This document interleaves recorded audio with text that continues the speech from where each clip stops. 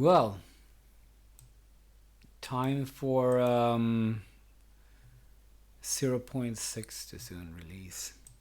There were some, last second fixes.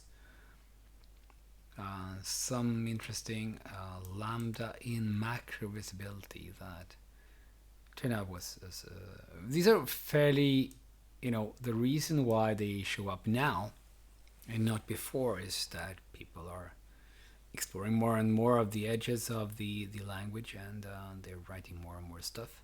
So eventually people will actually bump into these things.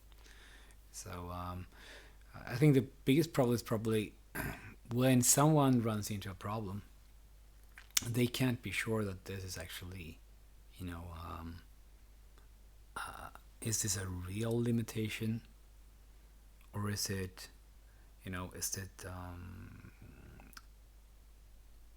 something that's a bug, right?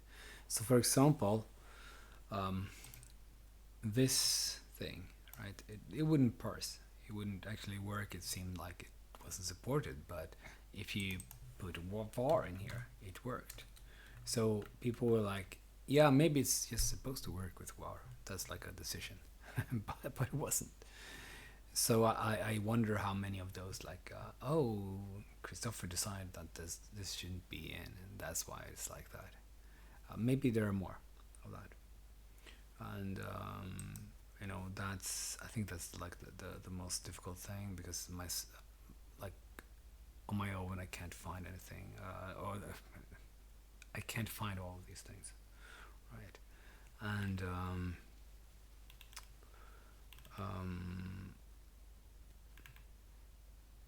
I think that um, you know like the problem working on a programming language is always like getting enough time and getting enough feedback and getting enough like time, like really sit down and do everything you want to do, because everything takes so much time. Like I'm juggling my normal job, and doing these in the evenings, but I think like the biggest problem is really like getting enough feedback, having enough um, people challenge your designs. So in the beginning, like no one cares about your designs, and then like people kind of self-select. So the people who are using your language is kind of the ones that are fine with your choices, mostly, you know. At least in the beginning. So it's kind of hard to weed out the bad stuff. So try to. I remember like going to people like, "What do you dislike about this?" And sometimes it's just like they're just. It looks like C, or it's, it's really stupid things like it's not like Rust, you know, and obviously it isn't, but it's not no tangible, feedback on what they dislike or like, and it's also, a lot of people will have opinions by just, they briefly look at it and then decide that, yeah, I don't like this right now, and so I'll like basically say that our language sucks. So I mean that happens. So the difficult part is getting people who are also invested in the design and kind of having them have opinions, because their opinions actually matter. And of course, if you have time, then you can just dog food your language, and that would be awesome. Be able to write daily the code that I write daily in C3. But it's just like there are not enough hours every like in 24 hours to actually do everything. Let's see if you have any questions. So if you have any questions about C3 or language design or anything, just give them to me. I noticed there's just one person in the chat. So, hello. I'll just ping a few people here, see if I can wake up people. I mean, I guess this is a bad time to be streaming, but usually there would be a few more people from at least the see through Discord.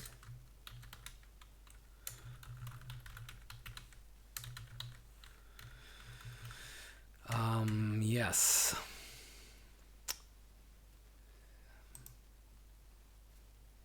Let me just post one more here.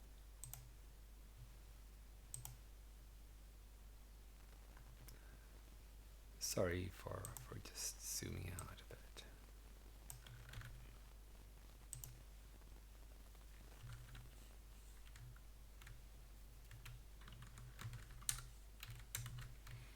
So let me post this.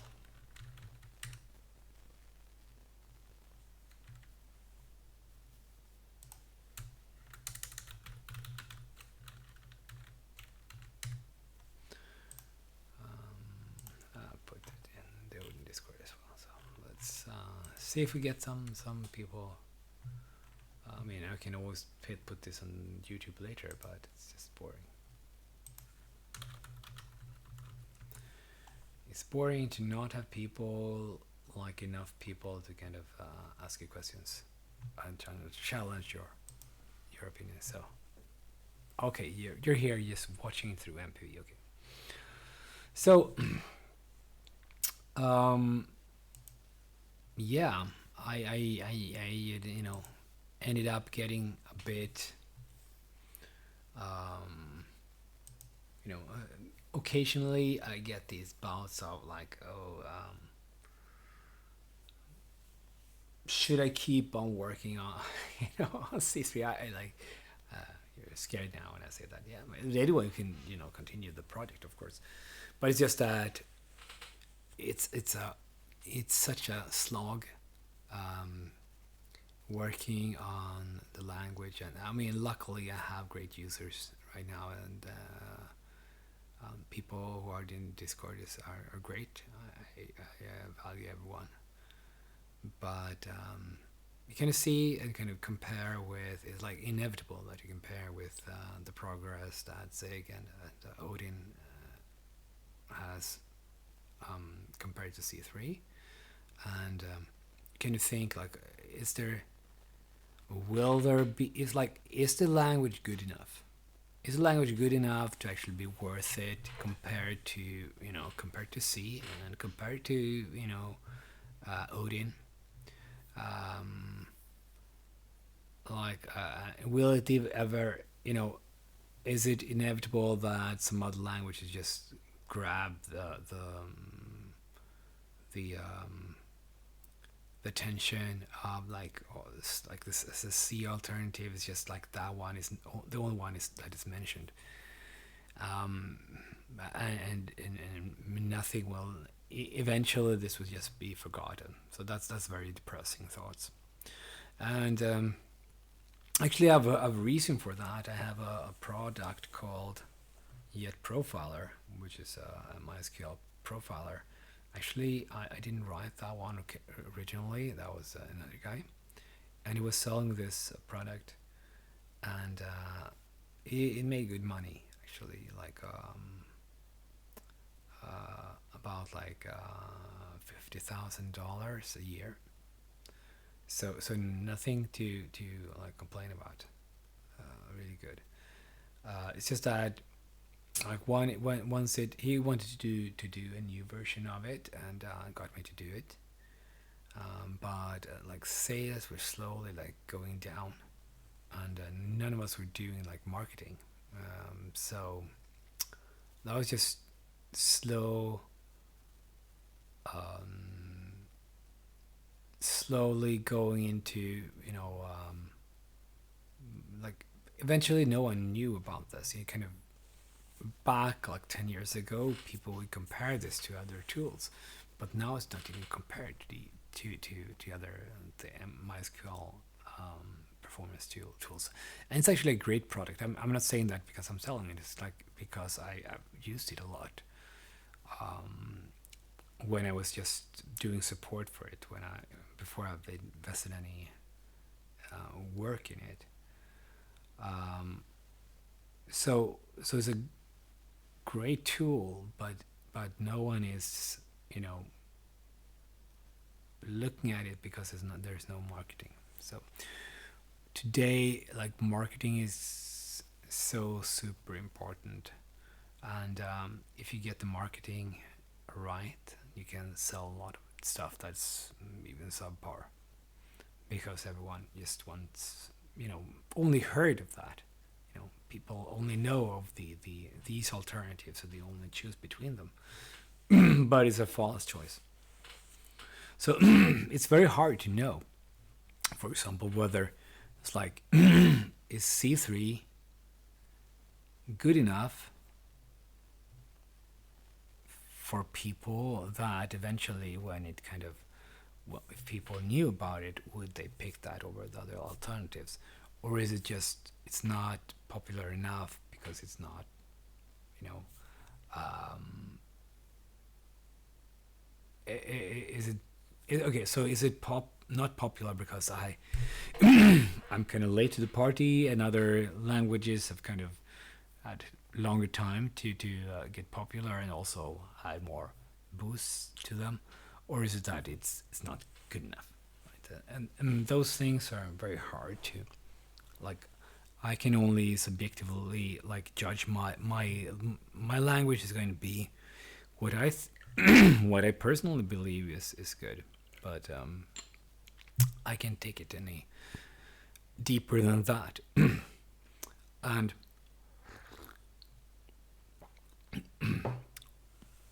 that kind of creates this, like, this worry. Like, if I have a great product like this jet profile and I still, like, can't sell it, I can't even give it away, right? So that's the funny. So I was like trying, like, you can have this these like free keys for this product and try it out, you know. Like, people aren't asking me for it because they don't know about it, so it's not worth anything, because they don't know what it will solve, because they don't see it in reviews or anything. So they don't have this, like, a lot of people, you know, telling you, oh, this is how it works, and, you know, you should use this, and look at me demonstrating what this does. And it's not that, like, I can do that. Well, some degree I can do that myself. Trying to do some video, but right now I'm not really working with those kind of projects.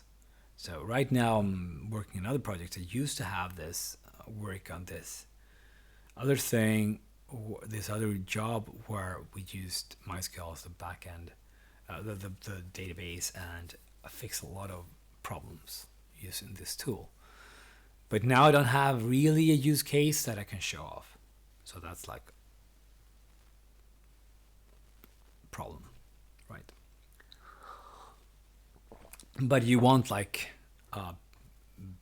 popular people that people listen to actually show off this product and try them out, so people get this kind of feeling of, yeah, this influential person tried it out and he kind of liked it, or, well, listed it as an alternative. That gives me, you know, confidence that I can look at this tool. So if no one knows about it, it's like it's kind of this signal. Okay, no one knows about it. It's probably not a good tool, right? Because if it was a good tool, people would know about it. So you can get this thing, like, with languages too. Like, oh, I haven't heard of C3. Because I haven't heard of C3, it must be bad, because otherwise I would have heard of that. Not thinking about that's the first time they hear about it. So it's just, I actually hear about it now. But yeah, marketing is a tough thing. Like, it also helps if you're able to sell something by listing like making claims that people are interested in hearing about. So it turns out like if you write something about like something interesting about something in a compiler relating to C3, like no one will look at that. But if you say like this language beats Rust, it's so much better. Have a look at it, and people will like that rage baiting. People will interact with that, and that will actually give some visibility. Like otherwise, it's just buried in the noise. And this is a sad thing about like marketing in general. Anyway, let's see if you had some thoughts so far. So, oh yeah, so Ginger Bill, yeah, he posted a video about how difficult it is to market Odin as a language. Um,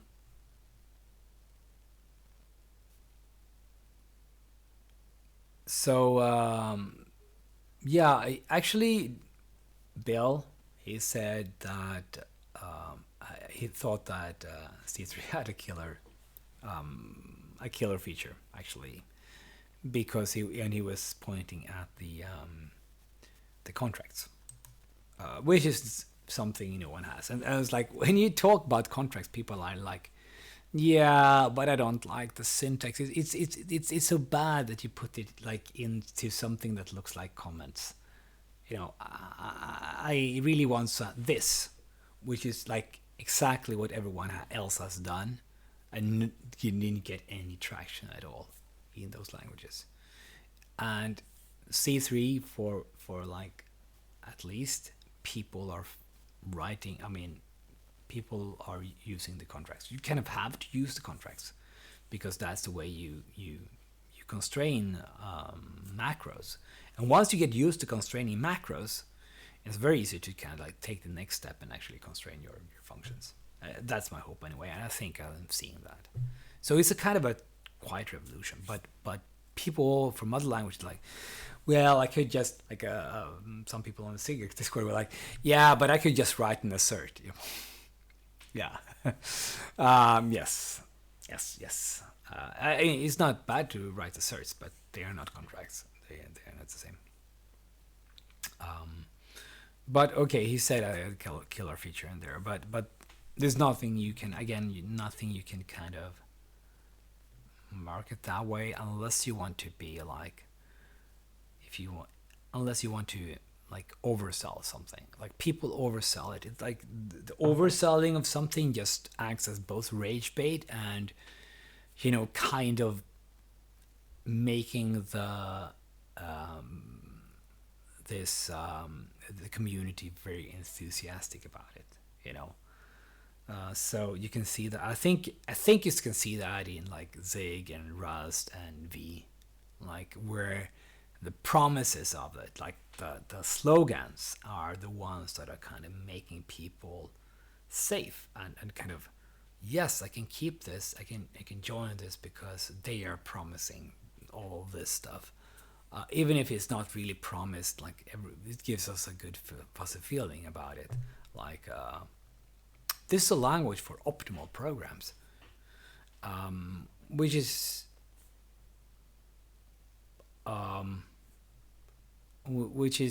interesting.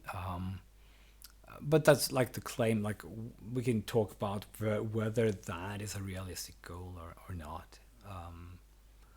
But that may give some people some like something to rally around, if that makes sense. So they can rally around. Yeah, we're doing this. This optimal language. Yeah, we are in the optimal language too, and like everything that this language decides has to be optimal. I mean, because that's a core tenet of this language, right? So we can be sure of this optimality, right? And I think in that regard, neither Odin nor C3 has anything like that, or doesn't try to do that. I mean, I know Ginger Bill really dislikes that kind of marketing, and personally, I am I would feel that that was like plain out lying in the way that I'm not immorally lying because I'm what would be aware that I was lying, you know. People can say like, yeah, we're gonna have this and this and this is gonna be like super good and blah blah blah, and actually believe your own bullshit. But if you don't believe your own bullshit and know like C3 is just gonna be like a better version of C, from at least I believe it's like has a lot of features that are beneficial, but it's not going to like do magic. You're not going to like join the revolution that's going to revolutionize programming. And frankly, neither Zig nor Rust nor V is going to do that either. That's just bullshit. That's just like that's if you believe that, if you're part of that, that's you're just that's like this the cultist mindset. So there are certainly things that like these languages can help you with, make things better than the alternative, but believing this is like some kind of silver bullet is just the regular stuff that programmers have believed since like the 60s. So that's why there's a book called like by exactly about silver bullet. What's it called? Silver bullet something something. Let me look it up. No syllables. This is silver bullet programming. What's it called? It is just called No Silver Bullet. Yeah, by Fred Brooks. Very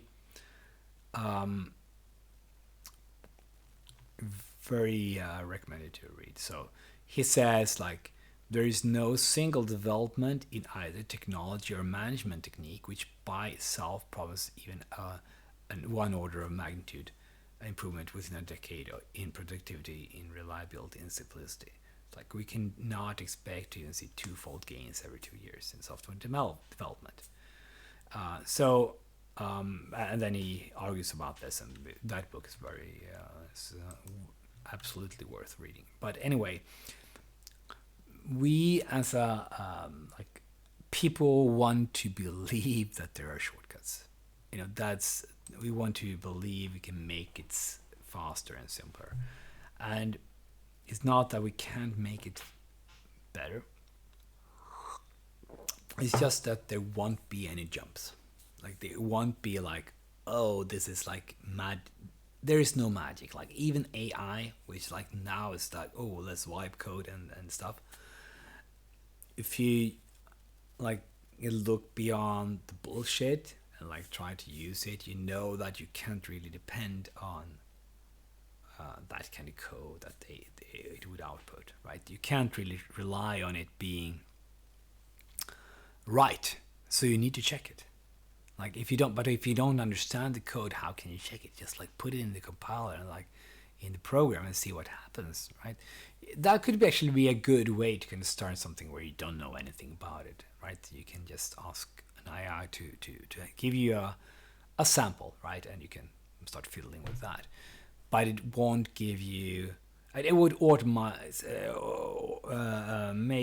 take repetitive tasks that are kind of hard to write programs to do, and kind of make them quick, like fix those quickly. That's something it can do. But the idea that suddenly AI is going to like give you one magnitude more in productivity, that just means that you're doing bullshit stuff that could be increased by could be faster by a magnitude by doing something else actually, or being good at what you're doing, or not using that shitty framework, and that forces you to do all those extra stuff. So yeah.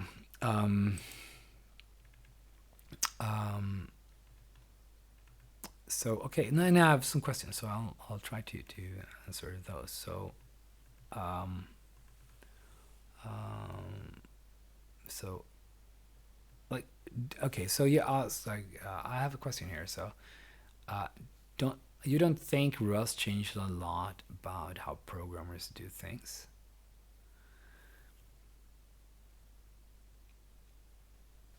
Like, I think that every programming language will affect how you do things. That's inevitable. Like, a bigger change would be like functional programming, right? So obviously, if you're using a functional programming language, that's going to be like a lot different from if you are using C or Rust, right? That's just inevitable. So, and like the what Rust has is not so much something completely new as a much better version of what C++ has in RI and RI and move semantics and so on. I mean, it's everything is streamlined, and then can you can make it better by just starting with things like from scratch. And yes, of course, like when you start doing that, you get more of that kind of focus on it. I mean, C3, if you write code with C3, right, you won't use the same methods as you would in C, because suddenly, for example, you have access to a temp allocator everywhere. Like if you written some code with a temp allocator in C3, you're gonna know like this changes a lot of the C patterns because you don't need to do that temp allocation, and you don't have to manage that memory. It's like almost like a something garbage collected, but it without the overhead, or and you can just it's a quite a different way to write code. So when I port stuff that's written in C, they're often very different in C3 when I convert it to like actual C3 that would use features from it. But that's not a magnitude. That's not a silver bullet. It's not like solving everything. And I totally, one thing that I can go on record like totally get super annoyed with is like the assumption by Rust people that by using Rust, suddenly you have something magical that doesn't exist in other languages, like some safety that doesn't exist in other languages. And that's total bogus. I mean, have you used garbage collected languages? Right? Have you? In that case, you know exactly that that memory safety already exists without any problems whatsoever. It's just that Rust makes it like garbage collected languages, but with less overhead. That's the only thing, right? So that's that kind of vandalism of like saying that Rust is something magical that just rubs me the wrong way. It's just that's just total bullshit. They can go and I think that's such a that's such a like it's like ignoring everything about well every it's ignoring every other language that's out there and just like Rust is the best because I only compare with Rust or something. That doesn't make sense. So it doesn't mean that Rust isn't helping people to kind of think about like you know let us track memory using the type system in a clear way that we can remove a lot of copies and overhead. It's not that Rust isn't innovating. It's just that people are treating it as some magic stuff. That's obviously better than everything else, but that's just pure bullshit. It's better than C++ in the sense that it's a much cleaner thing. But I mean, I think that a super big problem, by the way, with Rust, with Swift, and with C++ is the fact that we're trying to use these languages and they are slow as hell to compile. And that's a very practical, actually, will reduce productivity by like a lot. It depends on the project, but if something takes like 10 times as long to compile, you will not do those virtuous kind of let's iterate on this, let's check these bugs, let's do this test, because it's too painful. And when people try to do program something, program and then compile, that code tends to be like so buggy and so bad. So I think the bad thing about Rust, like winning, is that it's slow. Like, and Swift is also like this super bad language because it took Objective C that is super fast to compile. It's just like compiling C, or like super fast in comparison, right? And took that, and then here we have something that just breaks the record in slow to compile. For some effing reason, that was a good idea. And if we are going to like move forward and have to deal with Rust, Swift, and C++ compile times in the future, that future will suck. So I think that by virtue of being so slow to compile, Rust is a really bad alternative. Maybe someone should, come up with a Rust that is actually fast to compile. I don't know what the heck they do to make those compile times come out that bad, but yeah, they're doing something wrong.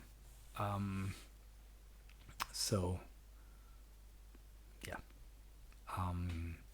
I think that's a for quality, software quality, like having that kind of being able to change something and try something and then go back and not try to think about everything in like before you compile. Like being able to iterate is very, very important for quality. So if a language doesn't give you that, then that language will give you poor quality stuff. So it doesn't matter if it has all those bling bling stuff. It's just going to make it harder for programmers to do good stuff. So okay, sorry, that was a rant. So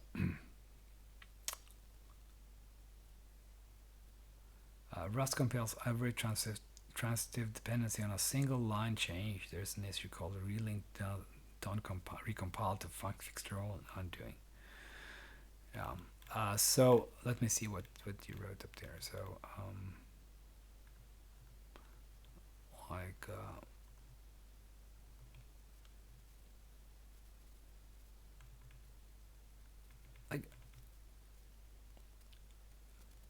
yeah, so I think, I think that let's talk about like tighter design.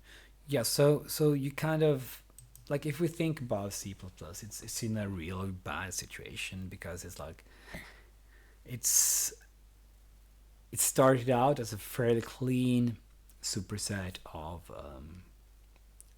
C, and that was when I learned it, when it, like, I think in 93 or so. That's when I was first exposed to C++. So at that point in time, it was fairly straightforward, unless you were doing com stuff. That was so funny. Really, that was interesting. Anyway, that was back in the mid 90s. But like C++ wasn't intended to be like this very very huge thing, but because it wanted to improve itself, and like, I guess, didn't really reach that which it was designed for. I think Bjarne was on record saying that he wanted it to be like good for distributed systems, and I still don't think it's good enough for distributed systems. I think he thinks that distributed systems are still hard, but that was his goal, if I recall correctly. And then people have been putting in things into C++, and then the language inevitably gets bigger, and I don't think they had all that much discipline in C++ to kind of weed out those things, and corner cases kind of grew. So like combining that with retaining the C compilation model and then templates and all of that, it's just that's why C++ has just added a lot of features without being particularly tight as a language designed to begin with, and then adding more and more. I mean, you can see the problem with D having like D-Lang having the same problem with having all of these features in it, and not like they don't get used. I mean, I think recently D-Lang is adding ownership semantics as well. So just adding that on top, and D-Lang was conceived at the point where it seemed like garbage collected language is going to win things. So D really got like the in a bad situation with D actually being garbage collected, and then that fell out of favor.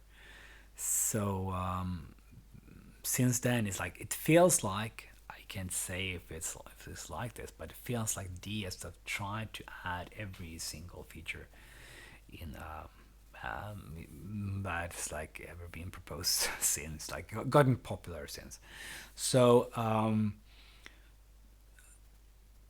at the same time, D was a tighter language than C++, and if you look at the D implementation of all these features, there's a lot of C++ C features. Indeed, they have less, really less, much less corner cases, and that matters. And D is faster to compile as well. So it's probably like the C++ was never really good to kind of add a lot of features to, but it just happened, and yeah, and then just it's like an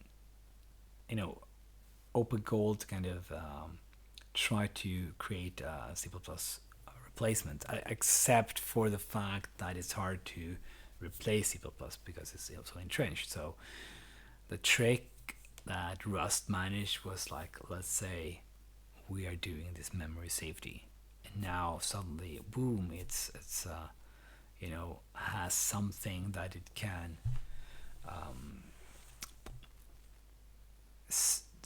that allows it to sell itself compared to C++. So it's a selling strategy, really, but it also makes it much. I mean, being tighter makes it so much easier to do certain things. There's an interesting thing that C++ does wrong over and over again. So this I want to share this observation. So if you think about a feature like compile time execution, or being able to do for each for something or something like that, or being able to infer something, some type inference rules. So what C++ tries to do is like, let's implement it first and just infer in these particular cases, but leave these like, no, it can't infer in these cases, or do whatever that feature does in these cases. And then like that's C++ 14 or 11, and then we add the feature. So now it's like so in next one, like 14, now it can do one more thing, and then 17 one more thing, and then 20 you can do like all these things. So you can gradually try to implement all these like special cases. So there is like in the beginning, the only reason why they don't implement everything is because they feel like, okay, this will be too hard to implement all of it. So their kind of spec is kind of like slowly spanning what they planned in the beginning. But by not implementing these like these other ones in to begin with, it's kind of saying that though we shouldn't support those, but then they support it later. It's like it's like either you do it or you don't, and doing this gradual thing will mean people have a lot of workarounds and stuff like that, and like this fragmentation and often special cases. So because these are basically special cases, so you can't the feature doesn't work on all cases, just these cases, and then maybe these, and then so on. So a lot of things that are added to C++ have this kind of this property of being like gradually expanded over time. And that kind of design is something like it tries so very hard to avoid that for C3. It's like either we decide this is going to be supported or this is not going to be supported. Maybe it's hard to do, but it's worth it. Like let's not have a corner there. Let's just like if there is like doesn't work, then it should never work in the future either. It's like it's a clear no, so that people can rely on the decision. And C++ is like it's just yeah, this is the way C++ works, and then it starts turning, and like now it works a little different, and now it supports this thing that wasn't supported, and that is a very annoying property of a language. Like, yeah, you can't do that. Oh, but and then like you've learned that the X doesn't work, but then there's a new version, and then suddenly you see something. Oh, that must be a bug or something, and someone says, no, that works. I'm sure it doesn't work. Oh, it works on C++ 17. It's not even it's not a complete feature, because you can make sense, like it can make sense that okay, this feature is only available on these versions, right? It's part of a feature. That's very bad. So well, long story. I like C++ is a bad example for how you evolve a language. So anyone could like trivially beat it, except for it being entrenched, so deeply entrenched and used so much. And also, one more thing. Okay, so D disqualifies itself by having a GC, right? But Rust also disqualifies itself by doing one thing. Like, have you looked at the kind of like how do you use what is the Rust API? So my understanding, at least, is that when you talk about Rust API, it's like it can interface with C, but it's not really meant to kind of work like C or C++ does, right? So for C++, it's kind of more natural to you have these API problems, but yeah, you can kind of it's so close to C that you can just wrap it in C and then wrap it back, and it kind of works. Whereas when you go to C from Rust, that's a bigger problem. But it seems that like no one doing these alternatives are really caring about stuff like, oh, we want future proofing these dynamic libraries and so on. Like Swift does that. Actually, Swift is good at that. That's like it's because Swift is actually used in an operating system that is good at being forward and backwards compatible with software. Rust is like we don't know about these problems, and so we don't care until it like really hits us. But at this point, will it be able to adjust the design of Rust to fit in all those situations that where C++ already worked? I don't know.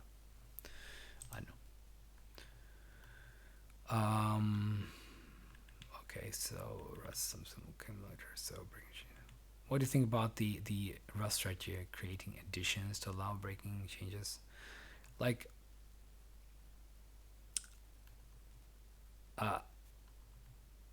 like I think, I guess if you want to do versions of your language, then I guess you have to, you should be able to version it in some way.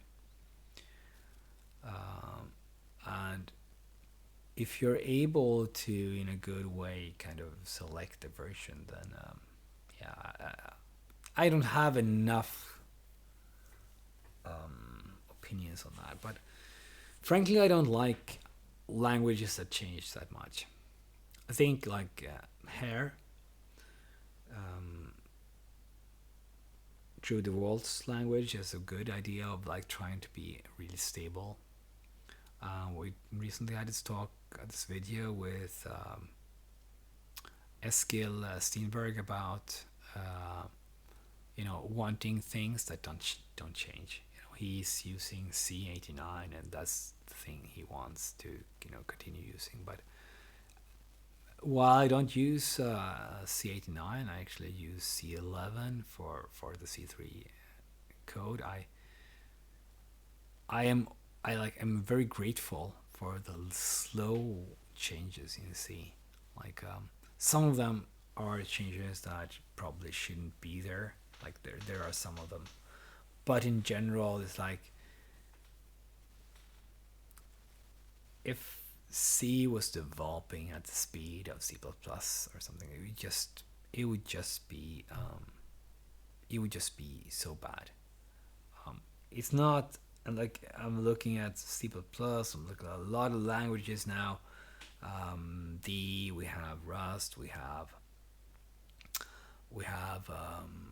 Go, we have all of them, like and Java for and everyone's like trying to, and I guess like probably Kotlin and Dart, and like everyone is like trying to get like more versions with more features and more features, just keep up, because that language had that feature. Let's put it in our language. And that way of creating languages or evolving languages is so horrible. It's so bad. It just gives you this is like if people have actually worked on legacy code bases that are big, and you see people are like, oh, there's a new idea, and they put in that stuff. Like if you keep on doing that, the result will be horrible. So what you really want to do is, like, if you add something, you have to remove stuff, right? You have to, okay, this is replacing this, and we deprecate it and remove that from the language. Like that's the only thing. That's the only way you can survive adding features, if you actually remove things. And a language that is backwards compatible forever back, it might need to be that. I mean, that might be the constraints, right? So if it need, like, either you can slice away bad stuff from the language and have some, you can have the latest version of the previous version. That kind of works for that language. That's one solution. The other solution is not to actually add all these features. Just stay with the old stuff. Don't add things, pile it on top of things, because what you get is like this super mess of a language that has all these features. And people are like, okay, yeah, when they come into the language, like when they learn it from the beginning, they are, oh, that's nice, it has these features and that features. But the problem is you have a lot of ways to do things. And first of all, everyone has to upgrade. You have to refresh your code because the language changes, then that's actually extra work and extra testing and everything. As it's already working with old stuff, why do we have to change it for the next version and do the next things? That's an actual cost. Now, if you do that, then you would expect the old stuff to, be deprecated, at least make things cleaner, so like, okay, these are not used anymore, and so on.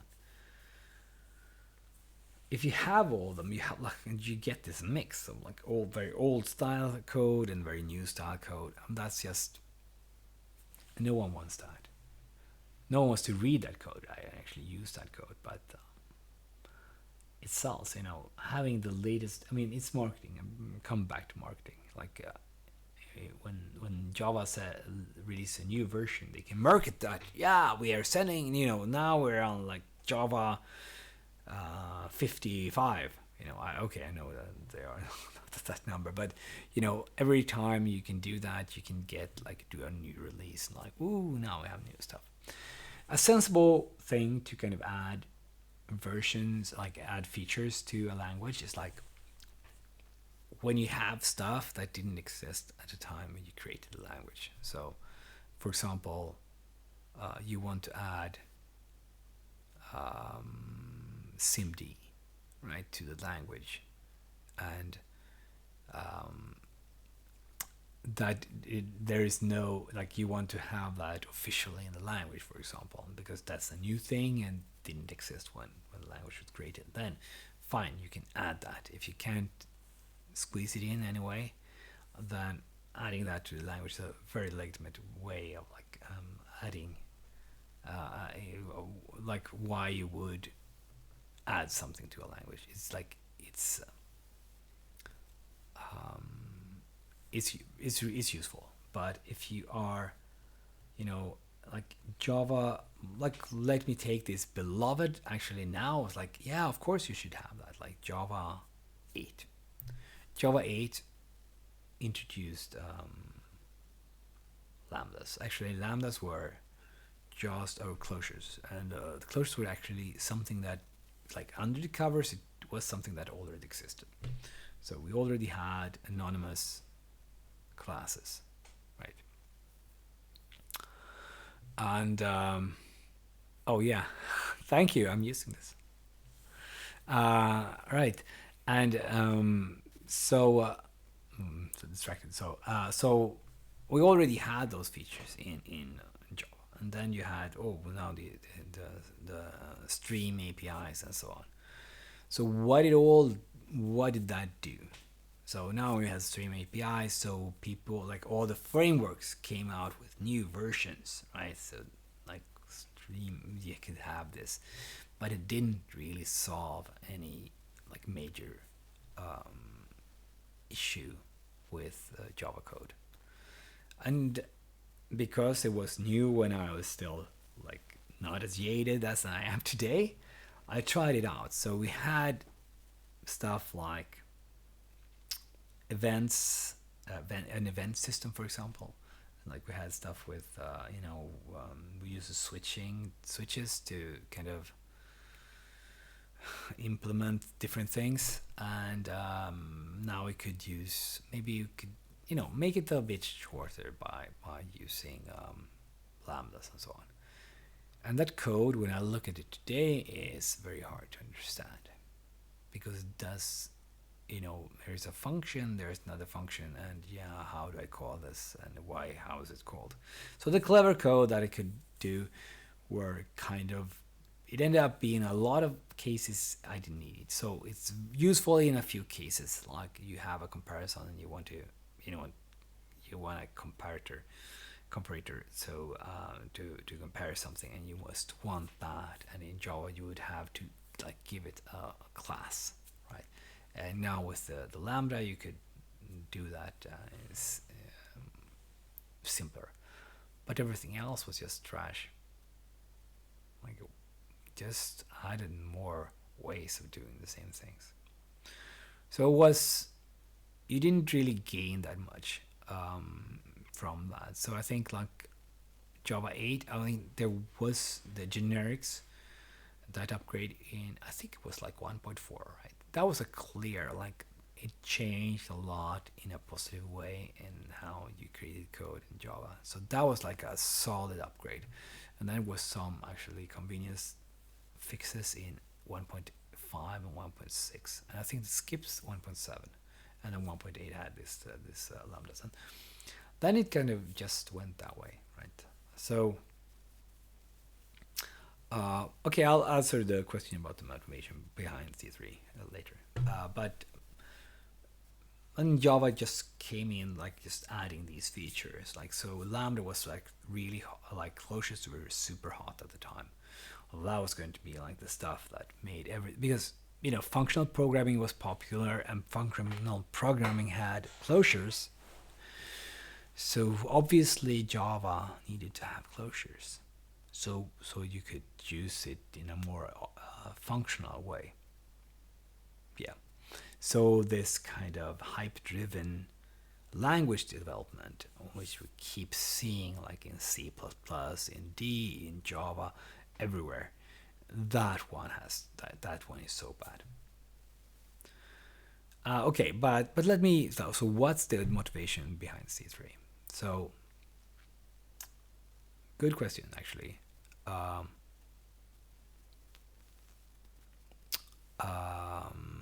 so originally I wanted to like way back I thought like language program like compilers were interesting, but never really amounted to anything in my designs.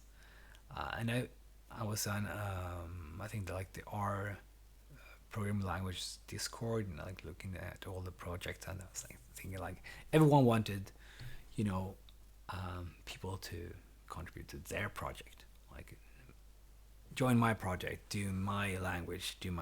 So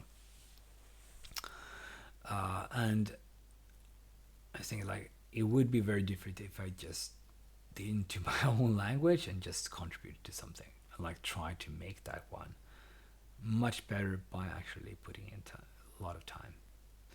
So I started contributing to C2.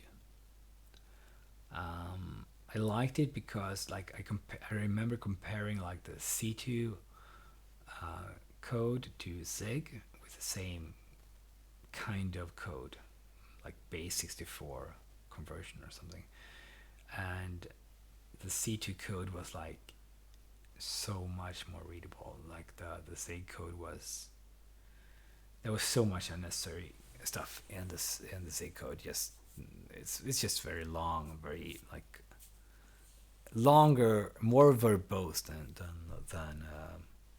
Java. So I picked C2 and started contributing to it. But the problem was that the author he didn't really have time for his language, and did the community had kind of died out when he kind of let it like he started working on it. He got a community, but then it's like kind of didn't do much about the language, and then it kind of just didn't nothing much happened. And then I kind of came in and kind of got the tail end of that life of that community, and I started to contribute to it. And my pull requests could take like 2 months to be looked at, and discussions about features would take like a long time. So I felt, and the fact that there wasn't a community around it, and that the author wasn't really at the time interested in actually growing a community at all. So I was like, I'm fine with having this being my hobby project that no one uses. And I was thinking like I really would like C2 to go to be it's a great idea. Just like improve on C a bit, just make it a little nicer, and I would really like to see that succeed. So I started to write a spec of ideas for like inclusion in C2. So because there was an idea to have macros and there wasn't a spec for that, so I tried to figure out how the macros could work. And I knew that macros would not be possible to implement in the current version of the compiler. So I started to write a compiler for C2 in C, and it got part of the way, like not that long, not that far really, to be honest. And then I felt like I talked to, and there was like this, nothing was happening, and I heard about like this the project would not go anywhere. And I asked, could I use, like, if I call this C3, can I write the, like, a compiler and so on? So the author C2 said, yeah, you can do that. So that's like how I got started. And I wrote the spec first, part of it, and made the core spec. And then I like, I could just write a Lexa for this. And then when I had written the Lexa, I was like, it would be fun to like have a parser for this. And then I like wrote a parser for it. And then I like, maybe I can do a little like checking, and maybe let's try to have some LLVM output. And that's how it kind of grew. So okay,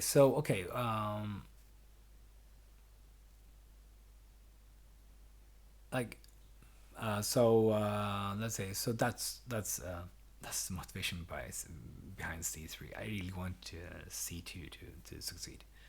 And then I started to write my own version of C2, basically.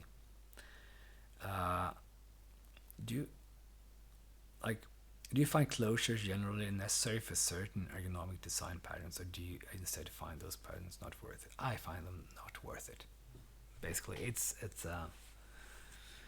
you can have some useful, like, it could be like, they are certainly ergonomic in the case where you have, like, you want to pass something into some function, like a sorting function, and you want some extra data, right? And that's very nice to have the closure there. But the problem with closures is that people store them, and as soon as you store a closure, everything goes to hell. So, and it goes to hell in different ways. So suddenly you have a lifetime that is not, you know, well determined, and that actually matters even in something like Java. So you can have some fun stuff, like suddenly you're saving a closure somewhere that actually holds a reference to a hash map, which is a temporary hash map that you threw away, and now that's just leaking memory. Very fun. Um, and yes, I have fixed such bugs several times actually, and then we didn't really use that much of those closures. So I compared also the solutions in like having some explicit event loops, and compared that to the solutions that had closures for events and handling, and there are a lot of problems with the closures, because the closures that you can't introspect those. You don't really see where, like, you can't do much about them, like handle them in different ways. You either execute them or not, and if you want to track something or where they were created or something, you should need to pass in some other data, because in your debugger you probably won't see where it was created and so on. So it's and you don't want to, like, closures can also very easily retain too much. And once you have a closure, the destruction of that closure will start doing stuff to other things, and that's worse in C++ and so on. But it's also a problem in Java. So yeah, it seems like something nice, but it's also very, very, very. It's like it's easy to kind of reach for it, but you shouldn't. Like yes, don't. But okay, there are languages that are kind of built around that. Like, I'm not saying this is like bad for like functional languages where you kind of use them in a different way. But I'm talking about like because that is kind of like passing a function to a sort, right? So that makes sense. But once you start storing these closures, like having them as callbacks or something, just that code, like, don't.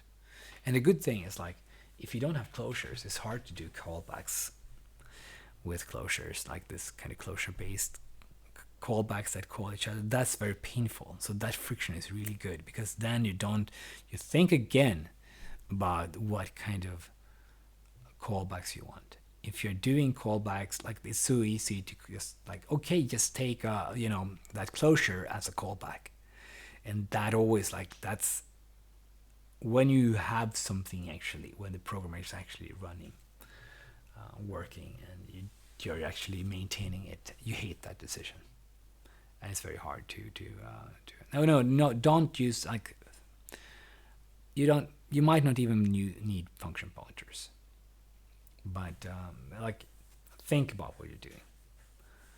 So like, it's a better, like, if you want to have events, for example, you can just create a package, right, with code. It's very super primitive. So like, this event returned file found or something, and then you post that to something, some switch, and then you process it, and because then you kind of know, here the all the async stuff, and you can intercept that, handle it. Packages are often trivial to kind of memory manage, so there's nothing weird about it. You can also print the contents and so on. So just don't do that. Yeah, I used to work on some poker servers, and so because they were written for, I think, like Java 1.2 or something, or 3, they didn't have, and they were kind of primitive originally, and then Java, actually before Java 1.8, we already tried to have, we had events, so it was event based, so we multi-threaded, and you posted events. So you wanted to have, like, you wanted to have delayed events, so kind of, let's check this thing or refresh this thing every minute or something. You want to be able to maybe cancel those events that happened. So the originally it was like just enums, and then you posted those, and you had switch cases, and you had handlers for each of those events. So that was actually very easy to read and add. You want to add something, you added that there. So what you could do then, like, if you would do subclass things, because you could do this before 1.8. So would be like, you had one event, and the only thing was like a subclass of this package, and then you just executed a single function on that event, and then you could do the same thing, right, as lambdas. So instead of having this switch, just executed the event, right, and then you had polymorphic events, right? So the stuff that people who like like, they kind of tend to advocate that kind of design. So now the problem was, how do I know what it is? So now have to look at the actual class to kind of see what kind of package it was. Then because now there was no uniform way of kind of having the data, like, you'd have to add a print method to each of those those packages, in order to print it.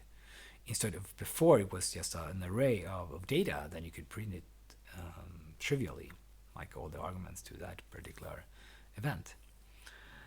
Okay, so we lost the printing, we lost the handler. Then was just like, in every place that you created an event, that's where the code was. So suddenly, like, how do you find all the async code, that all the callbacks, right? Oh, those are like, first you find all the subclasses of this package, and then you can try to figure out if is this subclass ever posted to this particular thing.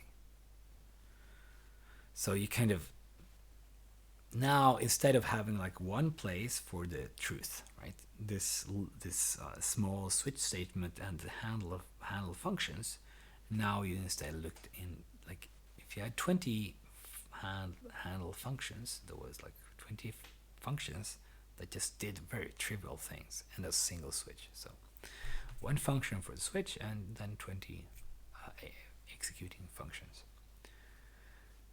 If you had these packages, then usually in Java land you might want to do proper packages, and then you create a file for it. So you had 20 files for these, and like the code were in those in those particular classes. So the code was there, and then they needed to know everything about the context into which they were going to execute, because basically that was, they didn't, that's just a function really with data, but they needed to have that, like it was separated now into a class. Making that into closure was a little better, because then you didn't have that part, but you lost all the printing ability, even if you had it, and you can classify it. You can know, like, say, okay, there's a package coming in that it has this particular class, because now it's just a closure. So even worse. And like, we compared the readability, and just hands down, it was so much faster to write the code for it. Like, once you got these events, like, writing the code was really easy. Reading code was super easy, and you can also like inspect, like, those are the events, okay, that one is not used anymore, blah blah blah, let's move that, and so on. It was very, very easy to do code reviews for it. Oh, you added that new event, I see that exactly, because you just added that to the switch, right? So in practice, even though it looked much less like slick and it looked more primitive, it was superior, completely superior. So yeah, I just think that the callback stuff, it's like, you start with callbacks, and then it's just so bad to have those closures that it's so horrible to use these closures, so we have to introduce async. Like, then the problem is maybe the closures in the first place. And this reminds me about another thing, right? So we have, if you have a lot of generics, like C++ type generics, so you have generics in generics, and the type signature just balloons, right? So you have this problem with, like, having these complex types that you can't write out. So what's the solution? Type inference, so you don't have to write the types, because the types have gotten so hard. But maybe the problem is that the types are so bloody hard to write in the first place. Maybe the problem is, maybe you shouldn't use generics that has this kind of problem with generics, that the generics is overused, and that makes it hard to actually read the code, and then you try to patch it up by having, like, type inference. The problem is the first place, like, is you're trying to cure, like, your brain cancer by giving people some aspirin or something. Like, it's a band-aid. It's like, and the band-aid for discover that callbacks and closures are so effing bad, then you're like, wow, well, I can add async to make it look less bad, but it's just wrong in the first place. Don't do that. And what makes it so hard for people to discover this is, like, generics for containers is like a no-brainer. It's so good. It's great. Like, it's really, really, really, really good. But generics for everything, that's bad. Okay, and then we come to the same, like, with generics in the C++ sense of having generic. Actually, inheritance with generics is also bad. You can have, like, stuff like maybe types with generic, like, that's fine. That's a kind of container. Containers are fine, but doing it with everything, that's bad, right? Oh, sorry, I hit the microphone there. And the same thing with closures, like closures with this kind of you pass into a function, it does something, and you get it back, which is kind of like almost macro-like. So you can get that, give it away to something, and it can execute that in a simple way. That's great. So that's great. But people don't stop there. They continue and kind of go into, let's use that for everything that is convenient, and then things just go bad, and then we end up with a sync. Yeah. Okay, I don't know. I don't know if I answered any questions. Um, so,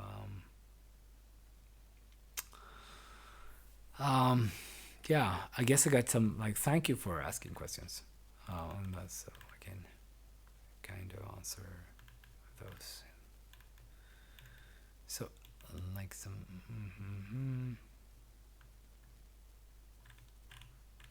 So, I don't know. Do you have any other questions? So I can rant about those. No? Well, anyway, tie this back to C3. I really try to avoid having the language ballooning. But it's always a temptation. So what happens now in like 7.7.6 is we're getting this length off, and that's I guess something important to have. So which I could explain in some other thing. We have some tweaks to doc comments, so probably a necessary change or addition. And here are also some like some corners that was there, and we get some inference engineering, just not really necessary, I guess. It just looks more professional, and this has bothered me. It looks like so unprofessional, and so like what should I say? Like it's unnecessarily wordy. And then we end up unifying the generic and regular module namespace, which is it's kind of breaking things, but it's a good change. Some more stuff, and this is more a compiler, not a language thing, it's just a compiler thing. And this accidentally, it wasn't possible to slice an array of user-defined types when I entered the operator overload, and that was because I was like, at the time we just knew, and I was not thinking about it. It actually was kind of complicated to do that, and he was just on the mission. Like, I just forgot to add that. Some more timings, just also, and the shebang. Something I didn't want to do, but eventually it's like, okay, yeah, it's going to be good. It feels good. And then the this additional concat operator, so plus plus plus is concat, and compile time concat. And then this kind of simplifies things. I have looked at the other alternatives. So at the time, before I added this, I was like doing a lot of talk on the Discord about like maybe changing it to tilde or something else. But in the end, it's like, yeah, it stays this way. Oh. Sorry about that. And we get a bunch of fixes to things that weren't like things in people tried and then found out that it didn't work, and then asked if this should work or not. And yeah, I added this, though, getting a lot of paths now, which is nice. I actually borrowed, like, I looked at SDL, SDL3, and what they had, so this is actually on par with SDL3. And some linked list love, and you can grab a VL list on these platforms, because those are the ones I was able to get the info for, and some stuff I found myself missing when I was doing code. So that's it. And oh, did I like? He's missing this. Um,